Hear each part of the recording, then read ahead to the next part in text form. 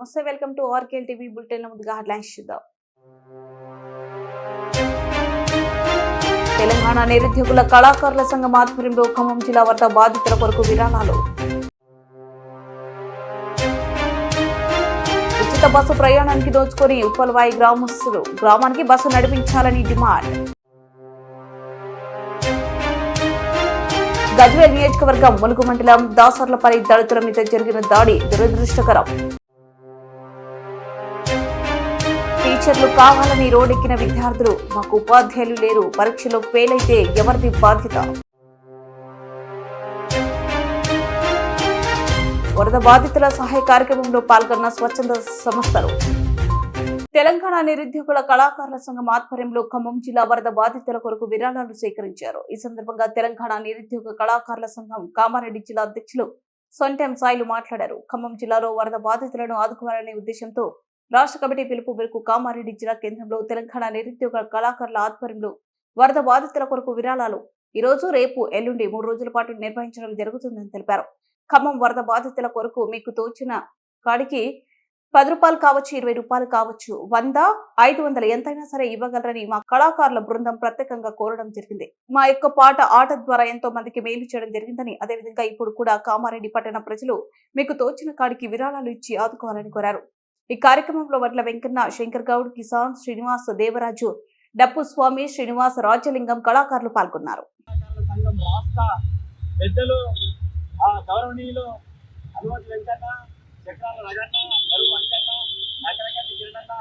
మరి రాష్ట్ర పిలుపు మేరకు కళాకారుల మందులు సాయం ఎంతైనా మరి సాయం చేసి ఖమ్మం జిల్లా వరద బాధితుల కోసం దయానిధికి అందించడం కోసము ఈ కార్యక్రమం చేయడం జరుగుతుంది. మరి ఎంతో మందికి మేము పాట ద్వారా ఆట ద్వారా ఉద్యమాన్ని గురుకలు నుంచి రాదు అన్న తెలంగాణలో కొట్లాడి ఆట ద్వారా పాట ద్వారా తెలంగాణ తెచ్చినాం కాబట్టి ఎందరికో మేలు చేసినాం. వరదలో నష్టపోయినటువంటి ఖమ్మం జిల్లాను ఆదుకోవడం కోసం మా వంతు ఏం చేసిన వాళ్ళం అవుతామని చెప్పేసి విరాళాలు కామారెడ్డి జిల్లా కేంద్రంలో కామారెడ్డి జిల్లా కళాకారుల తరఫున ప్రతి షాపు, ప్రతి ఒక్క నాయకుడిని కానీ అందరినీ మేము సేకరించడం జరుగుతుంది. డబ్బులను ఈ సేకరించిన డబ్బును రాష్ట్ర కమిటీకి అప్పచెప్తే రాష్ట్ర కమిటీ కూడా సీఎం గారికి దయానిధికి పంపించడం జరుగుతుంది. దయచేసి మా బృందం కామారెడ్డి జిల్లాలో దిగడం జరుగుతుంది 3 రోజులు. ఎవరైనా తోచిన వాళ్ళు మీకు ఉన్నంతలో 5 రూపాయలు కానీ 10 రూపాయలు కానీ ఉన్నోళ్ళు 500 కానీ 5,000 కానీ 10,000 కానీ మీరు సాయం చేస్తారని చెప్పేసి మా కళాకారుల సంఘం తరఫున మీకు అందరికీ కూడా కళాభివాదాలు తెలియపరుస్తున్నాం. కామారెడ్డి జిల్లా కేంద్రంలో ఇలా ప్రారంభం చేయడం జరిగింది. రేపు, ఎల్లుండి 3 రోజులు కూడా మేము ఈ కార్యక్రమం నిర్వహించడం జరుగుతుంది. దయచేసి మా కళాకారుల సంఘం తరఫున మీ అందరికీ కళాభివాదాలు తెలియపరుస్తున్నాం. మేము ఏ షాపు పోయినా కానీ మీ మనసు పెద్ద మనసు చేసుకొని ఎంతో కొంత సాయం చేస్తారని ఆశిస్తున్నాం. జై కళాకారుల, జై కళాకారుల మాట్లాడాల్సిందిగా కోరుతున్నాం. అధ్యక్షుల గారి ఆదేశాల మేరకు మేము కళాకారులందరము 20-25 మందిని ఈ కామారెడ్డి జిల్లాలో విరాళాలు సేకరించడం జరుగుతుంది.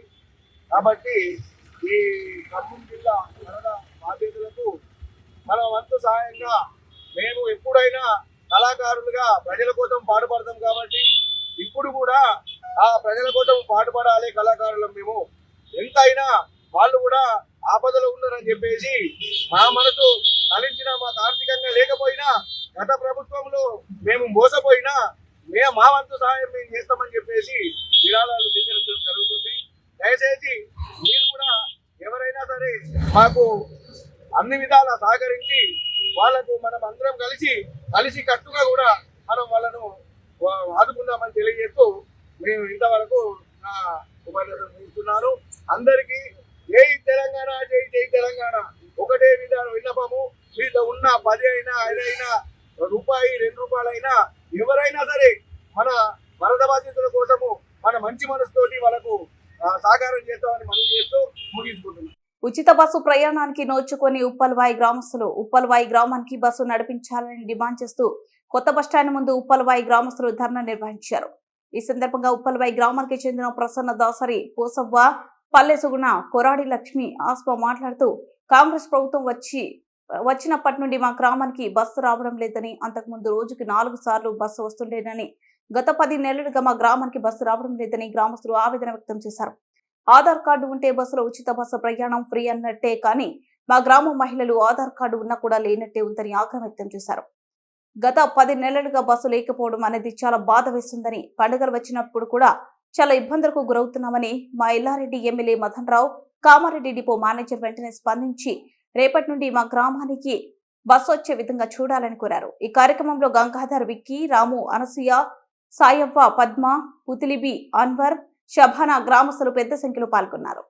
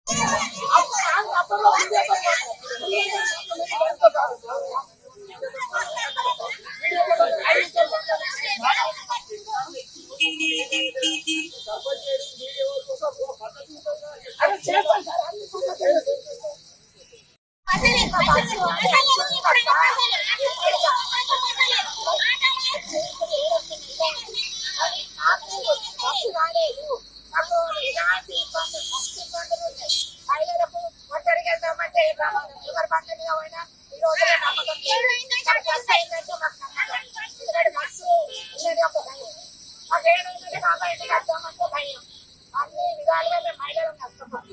కాబట్టి రాజేంద్ర గారికి కోరినది ఏమనగా డిపో మా మహిళల తరఫు నుంచి రామారెడ్డి ఒక 2 ట్రిప్పులు తీసుకొని అదే విధంగా ఉప్పలవాయి రామారెడ్డి 3 ట్రిప్పులు, రామారెడ్డి నగరు 2 ట్రిప్పులు. సార్ మాకు మా మహిళల తరఫు నుంచి అందరి తరఫు నుంచి నేను ప్రత్యేకంగా మీకు ధన్యవాదాలు చెప్తున్నాను. ఎందుకంటే నాకు ఎంత ఇబ్బంది, బాగా మహిళలకు ఇబ్బంది కలుగుతుంది కాబట్టి. ఎందుకంటే పేదవాళ్ళు ఉన్నారు పాపం. నేనైతే 200 అంటే 500 అంటే నేను పెట్టుకొని పోతున్నా, వాళ్ళ పరిస్థితి ఏంటి పాపం. అది బాధాకరమైన విషయం. అందరికీ నా యొక్క వేరే కార్యకర్తలు అందరూ వచ్చారు, అందరికీ ధన్యవాదాలు. ఎందుకంటే మాకు మహిళలకు సపోర్ట్ వచ్చారు, వాళ్ళు ఉద్దేశంతో కోసం వాళ్ళు అదే లేదు, మా మహిళలే ఉన్నారు. ఆ మహిళల తరఫు నుంచి నేను ర్యాలీ జరగాలని కోరడం జరిగింది.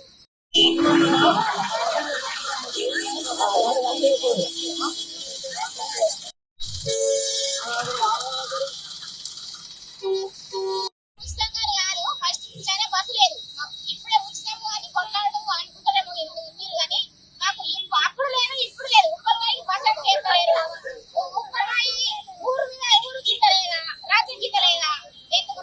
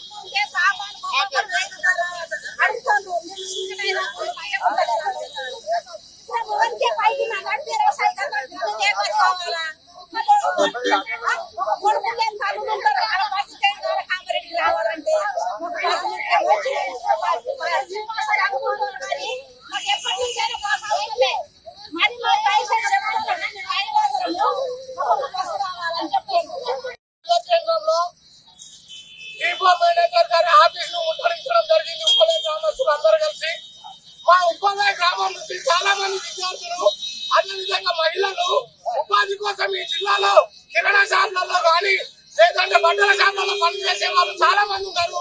మా ఊరికి బస్సు సౌకర్యం లేదు. మా ఊరికి ఎలాంటి బస్సు సౌకర్యం లేకపోవడం వల్ల మా ఊరి ప్రజలకు చాలా ఇబ్బందులకు గురవుతున్నాము. వెంబటనే డిపో మేనేజర్ గారిని మేము డిమాండ్ చేసేది ఒకటే, మా గ్రామానికి రోజుకు 5 పూటల బస్సు కంపల్సరీ నియమించాలని చెప్పి డిమాండ్ చేస్తా ఉన్నాము. గతంలో 4 పూటల బస్సులు మా గ్రామానికి వచ్చేది. అలాంటి బస్సు ఇప్పుడు ఒక్క పూట కూడా అవ్వలేని దుస్థితిలో ఈ ఆర్టీసీ ఉన్నది.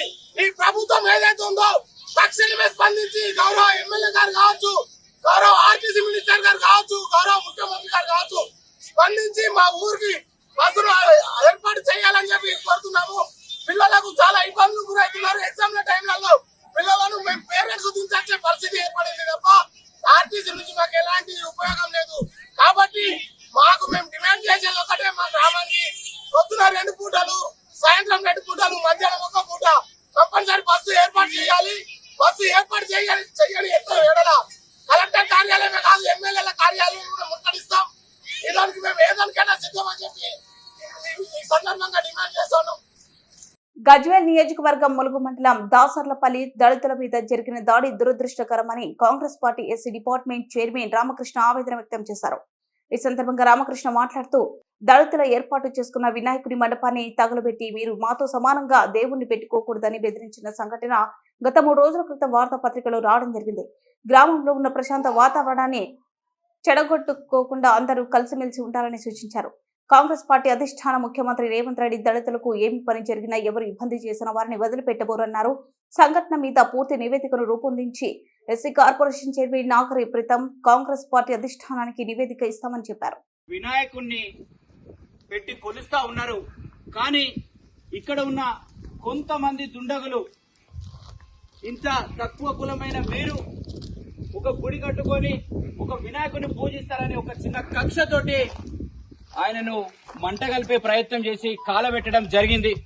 ఇక్కడున్న ఈ అన్న వీళ్ళందరూ ఇక్కడ కలిసి చెప్పారు. వీళ్ళందరికీ మా కమిటీ సభ్యులు మేమందరం కలిసి ఈ గ్రామస్తుల ఇన్ఫర్మేషన్ అందరం ఏం జరిగిందని ఈ పెద్ద మనుషులందరూ కూడా ఇన్ఫర్మేషన్ చేయడం జరిగింది. కానీ మేమందరం ఒకటే మేము రిక్వెస్ట్ చేస్తా ఉన్నాం, రాజ్యాంగం ప్రకారం ప్రతి కులానికి ప్రతి మతానికి సమాన హక్కులు కల్పించిన ఘనత డాక్టర్ బాబాసాహెబ్ అంబేద్కర్ గారిది. కానీ ఇంకా 70 సంవత్సరాలు పూర్తి చేసుకున్న స్వాతంత్ర భారతంలో కూడా ఇంకా ఈ అంటరానితనం పోవట్లేదు.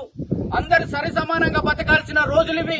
సోనియా గాంధీ గారు, రాహుల్ గాంధీ గారు కలలు గాని రేవంత్ రెడ్డి గారి ద్వారా రాష్ట్రంలో కాంగ్రెస్ పార్టీ ప్రభుత్వం ఉంది. కాంగ్రెస్ పార్టీ ప్రభుత్వం అంటేనే దళితులు పేద వర్గాలను ఆదుకునే పార్టీ. కానీ ఇక్కడ ఈ జరిగిన సంఘటనను రాష్ట్ర వ్యాప్తంగా కూడా ఎక్కడ మరోసారి జరగకుండా జాగ్రత్తలు తీసుకోవాలి. మీ అందరికీ కూడా కాంగ్రెస్ పార్టీ తోడ ఉంటుంది. ముఖ్యమంత్రి రేవంత్ రెడ్డి గారు, ఎస్సీ కార్పొరేషన్ చైర్మన్ ప్రీతం గారు మేము తోడుంటామని చెప్పడానికే మేము ఇక్కడికి రావడం జరిగింది. అక్క, అన్న, మీరందరూ ఎవరు అధైర్యపడద్దు. రాష్ట్రంలో ఎవరికి ఏ దళితులకు ఏ కష్టం వచ్చినా కూడా రాష్ట్ర ప్రభుత్వం ఉంది. మేమందరం కూడా ఉన్నాం. మీకు తగు న్యాయం చేసే వరకు కూడా మేము ఇలాగనే పోరాడతాం. మీ కాంగ్రెస్ పార్టీ అండగా ఉంటుంది. ఇప్పుడు మళ్ళీ మేము ములుగు పోలీస్ స్టేషన్ కూడా పోతా ఉన్నాం. అధికారులను కూడా సంప్రదించి తగు చర్యలు తీసుకోవాలని కూడా వాళ్ళని అడగడం జరుగుతుంది. మేమందరం మీకు తోడుగా ఉంటాం. కాంగ్రెస్ పార్టీ మీకు అండగా ఉంటుందని తెలియజేస్తున్నారు. ధన్యవాదాలు. టీచర్లు కావాలని రోడ్డెక్కిన విద్యార్థులు మాకు ఉపాధ్యాయులు లేరు, పరీక్షలో ఫెయిల్ అయితే ఎవరిది బాధ్యత అంటూ రోడ్డుపై బైఠాయించి విద్యార్థుల నిరసన. ఆసిఫాబాద్ ఆదర్శ పాఠశాల నుంచి 17 మంది ఉపాధ్యాయులు బదిలీపై వెళ్లగా 2 ఉపాధ్యాయులు మాత్రమే వచ్చారని ఆదర్శ పాఠశాల విద్యార్థులు ఆరోపించారు. కలెక్టరేట్ ప్రధాన సమావేశ మందిరంలో జిల్లాలో కురిసిన భారీ వర్షాలు, వరదల కారణంగా తీసుకున్న చర్యలు, జిల్లాలో జరుగుతున్న అభివృద్ధి కార్యక్రమాలపై జిల్లా కలెక్టర్ అద్వైత్ కుమార్ సింగ్, ఎస్పీ సుధీర్, ఆర్కేకన్, అదనపు కలెక్టర్లు లెనిన్, వస్తల్, టొప్పో డేవిడ్ అన్ని విభాగాల జిల్లా అధికారులతో కలిసి సమీక్ష సమావేశంలో పాల్గొన్న మంత్రి మాట్లాడుతూ, జిల్లాలో భారీ వర్షాలు, వరదల కారణంగా నష్టపోయిన బాధితులకు కోసం అధికారులు అంకిత భావంతో పనిచేసి వారికి మనోధైర్యం కల్పించాలని కోరారు. దెబ్బతిన్న ఆర్ఎన్బి రహదారులు, నేషనల్ హైవేలు వెంటనే మరమ్మతులు చేపట్టి అవసరమున్న చోట వంతెనల నిర్మాణంకు ప్రతిపాదనలు సిద్ధం చేయాలన్నారు.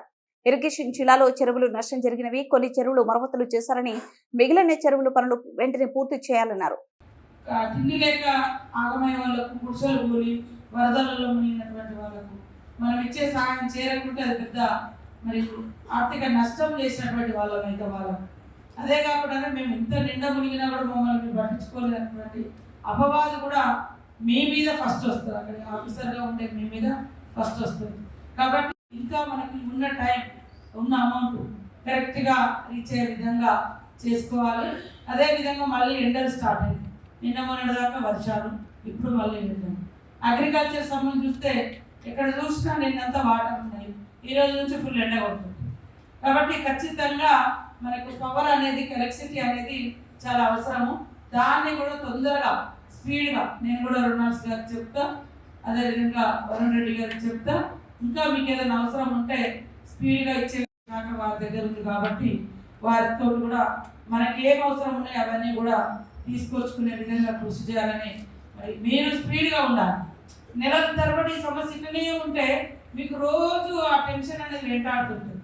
అరే ఇది కాలే, అది కాలే, వీళ్ళు వస్తే తిడతారు, వాళ్ళు వస్తే తిడతారు, జనాలు తిడతారు, అది కాదు పైన చేసే కంటే ఫాస్ట్గా చేసుకొని మీరు ఒక 2-3 రోజులు లీవ్కి వెళ్ళిపోండి, లేదా రెస్ట్ చేసుకోవచ్చు, ఆఫీస్లో ఉండొచ్చు, కాసేపు లేకుండా బయట ఉండొచ్చు.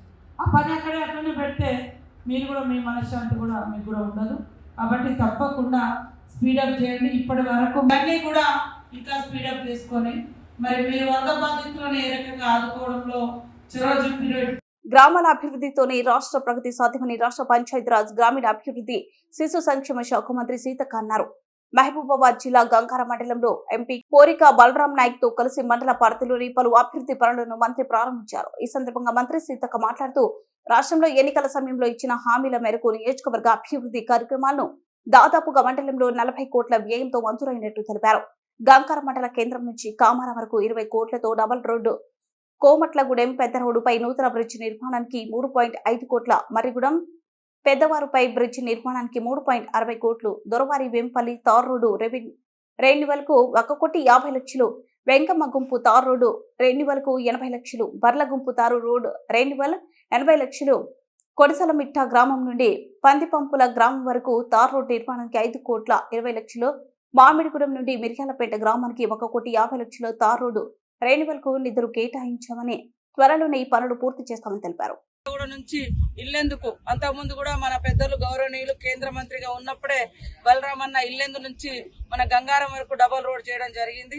ఇప్పుడు కూడా చాలా ఇబ్బందులు ఏంటంటే మన ఏరియా వైల్డ్ లైఫ్ లో ఉండడం తోటి కొన్ని మన వచ్చినటువంటి రోడ్లను కూడా చేసుకోలేనటువంటి పరిస్థితి. వైల్డ్ లైఫ్ అంటే జంతువులకు సంబంధించిన ప్రత్యేక చట్టం, ఆ చట్టం కేంద్రం పరిధిలో ఉంది. కాబట్టి మనం ఏం చేయాలన్నా కూడా కేంద్ర అనుమతి ఈ ఫారెస్ట్ విషయంలో తీసుకోవాల్సి వస్తుంది. దాంతో డిలే అవుతుంది. మా సోదరుడు మన బలరాం నాయక్ గారు ఎంపీ గారు తప్పకుండా కేంద్రంలో మరి ఏదైతే పెండింగ్ లో ఉన్నటువంటి ఈ రోడ్ల పర్మిషన్లన్నీ కూడా తీసుకొచ్చి మన 2 మండలాలను సంపూర్ణంగా మరి అన్ని గ్రామాలకు రోడ్లు నిర్మాణం అయ్యే విధంగా, ఆగిపోయిన రోడ్లు కూడా 2-3 ఉన్నాయి, వాటిని కూడా తొందరలోనే నిర్మాణం చేసి సంపూర్ణంగా మిగతా ప్రాంతాలతో సమానంగా మనం కూడా రోడ్లు నిర్మాణం చేసుకోవడం జరుగుతుందని తెలియజేస్తా ఉన్నాం.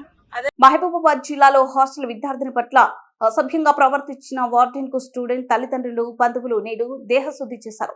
మహబూబాబాద్ పట్టణానికి చెందిన గాదే రుక్మారెడ్డి ఓ ప్రైవేట్ స్కూల్లో వార్డెన్ గా పనిచేస్తున్నాడు.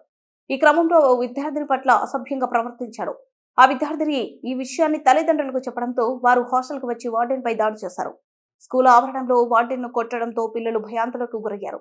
అటు వార్డెన్ పై చర్యలు తీసుకోవాలని బాధిత విద్యార్థిని బంధువులు డిమాండ్ చేస్తున్నారు. హాస్టల్ వార్డెన్ వెంటనే విధుల నుంచి తొలగించాలని విద్యార్థిని తల్లిదండ్రులు డిమాండ్ చేశారు. విద్యార్థిని బంధువులు ఒక్కసారిగా దాడి చేయడంతో అతని ప్రిన్సిపల్ ఆఫీస్ రూమ్ లో బంధించారు. ఈ వ్యవహారంలో పాఠశాల యాజమాన్యం తీరుపైన విమర్శలు వ్యక్తమవుతున్నాయి. తప్పు చేసిన వార్డెన్ ను కాపాడే ప్రయత్నం చేస్తున్నారని విద్యార్థిని తల్లిదండ్రులు ఆగ్రహం వ్యక్తం చేస్తున్నారు.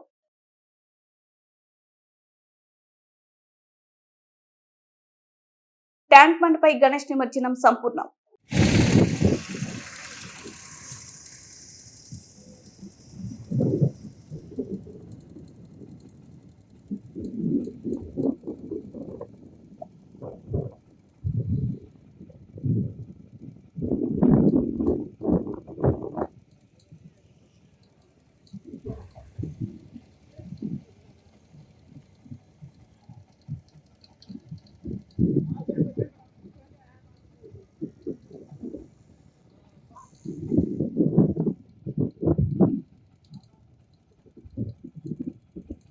బిడ్డ ముగించే ముందు హెడ్లైన్స్ మరోసారి.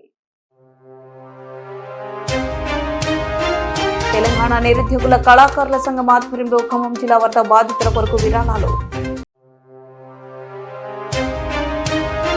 ఉచిత బస్సు ప్రయాణానికి దోచుకొని ఉప్పల్వాయి గ్రామస్తులు గ్రామానికి బస్సు నడిపించాలని డిమాండ్. గజ్వేల్ నియోజకవర్గం ములుగు మండలం దాసర్లపల్లి దళితుల మీద జరిగిన దాడి దురదృష్టకరం. టీచర్లు కావాలని రోడ్డెక్కిన విద్యార్థులు మాకు ఉపాధ్యాయులు లేరు, పరీక్షలో ఫెయిల్ అయితే ఎవరిది బాధ్యత. వరద బాధితుల సహాయ కార్యక్రమంలో పాల్గొన్న స్వచ్ఛంద సంస్థలు.